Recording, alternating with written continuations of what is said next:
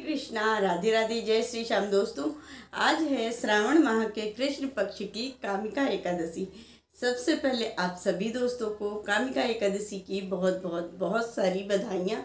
अभी मैं करने जा रही हूँ कामिका एकादशी व्रत की कथा। तो चलिए 2 मिनट भगवान का ध्यान करेंगे, इसके बाद में व्रत की कथा शुरू कर लेंगे। बोलो कृष्ण कन्हैया लाल की जय। श्रीमन नारायण नारायण नारायण, लक्ष्मी नारायण नारायण नारायण, गोविंद नारायण नारायण नारायण, भजमन नारायण नारायण नारायण। बोलो लक्ष्मी नारायण भगवान की जय। श्रावण माह के कृष्ण पक्ष की एकादशी पवित्रा एकादशी अथवा कामिका एकादशी कहलाती है। इस दिन भगवान श्रीधर की पूजा की जाती है। यह बहुत पुण्यदायी व्रत है जो हर पापों का नाश करने वाला है, सभी पापों से मुक्ति दिलाने वाला है। युधिष्ठिर ने पूछा, गोविंद वासुदेव आपको नमस्कार है। श्रावण माह के कृष्ण पक्ष में कौन सी एकादशी होती है उसका वर्णन कीजिए। भगवान श्री कृष्ण बोले, हे राजन, एक बार नारद जी ने ब्रह्मा जी से यही प्रश्न पूछा था। तब ब्रह्मा जी ने कहा कि हे नारद जी, यह आपका प्रश्न अति उत्तम है, सावधानी से सुनो। भगवान बोले, मैं संपूर्ण लोगों के हित से तुम्हारे प्रश्न का उत्तर दे रहा हूँ, ध्यान से सुनो। श्रावण माह में कृष्ण पक्ष की एकादशी होती है, उसका नाम पवित्रा अथवा कामिका एकादशी है। इसके स्मरण मात्र से वाजपेयी यज्ञ का फल मिलता है।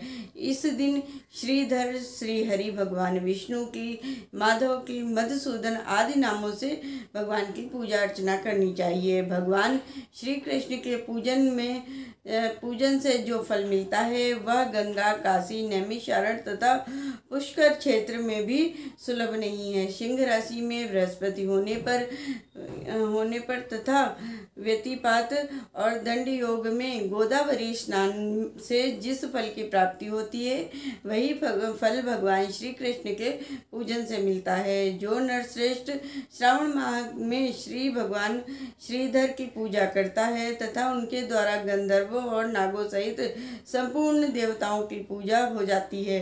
अतः मनुष्यों को यथाशक्ति अनुसार प्रयत्न करके कामिका एकादशी के दिन श्री हरि का पूजन करना चाहिए। मनुष्यों को अध्यात्म विद्या से जो फल मिलता है उससे अधिक फल पवित्रा एकादशी का व्रत करने से प्राप्त होता है।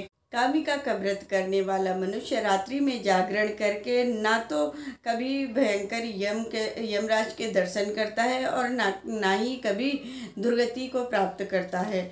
लाल मणि, मोती, वैदुर्य और मूंगे आदि से पूजित होकर वह भगवान विष्णु वैसे संतुष्ट नहीं होते हैं जैसे तुलसी दल से पूजा करने पर संतुष्ट होते हैं। जिसने तुलसी की मंजरियों से केशव की पूजा अर्चना कर लिया है उसके जन्म भर के सभी पाप निश्चय ही नष्ट हो जाते हैं।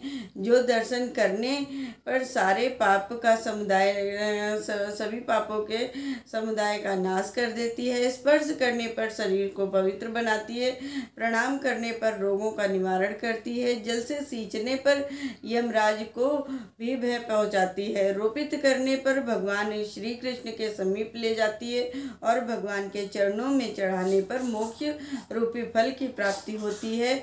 उस तुलसी देवी को नमस्कार है। जो मनुष्य एकादशी को दीपदान करता है उसके पुण्यों की संख्या चित्रगुप्त भी नहीं जानते हैं। एकादशी के दिन भगवान श्री कृष्ण के सन्मुख जिसका दीपक जलता है उसके पितृ स्वर्गलोक में स्थित होकर अमृतपान से तृप्त होते हैं। घी अथवा तिल के तेल से भगवान के सामने दीपक जलाकर मनुष्य देह त्याग कर करोड़ों दीपकों से पूजित हो स्वर्ग को जाता है। भगवान श्री कृष्ण कहते हैं, युधिष्ठिर, यह तुम्हारे सामने मैंने कामिका एकादशी का महात्म्य का वर्णन किया है।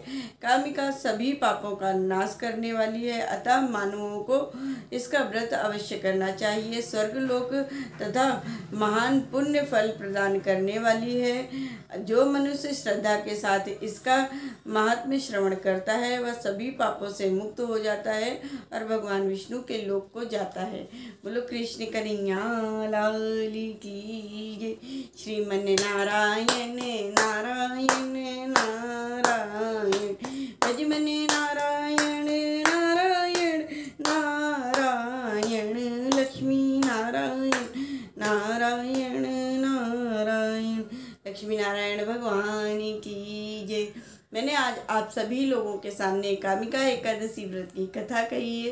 इस कथा को ज़्यादा से ज़्यादा शेयर करें। जो लोग चैनल पर नए हैं सो प्लीज़ चैनल को सब्सक्राइब जरूर करें।